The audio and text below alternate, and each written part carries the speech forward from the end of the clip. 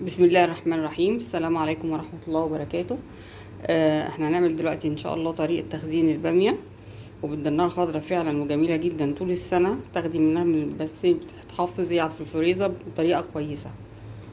هنحط مية على النار تغلي كويس، والبامية متنضفة ومتقمعة ونضيفة،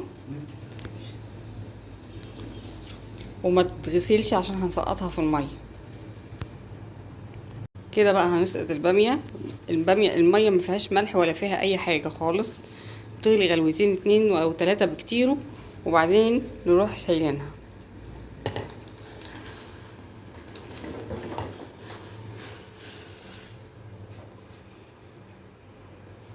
يا دوبك تغلي بس وتقلب غلوتين 3، وبعد كده نروح شايلينها.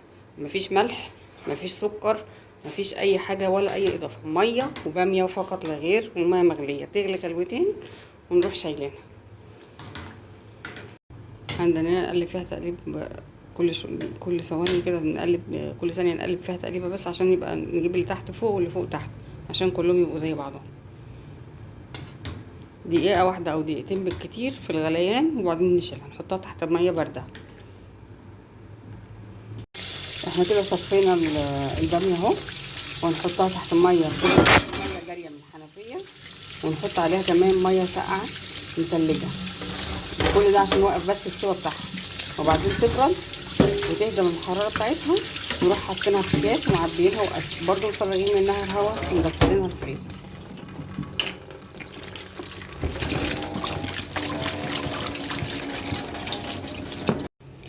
هي كده اهي، حطيناها على مصفى وحطيناها تحتها حلة.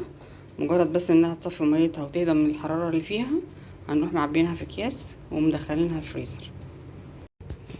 وادي البامية اهي، خلصناها وكيسناها وفرغنا منها الهواء وعبيناها في الكيس،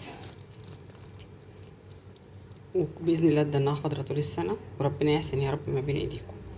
بألف هنا وشفا.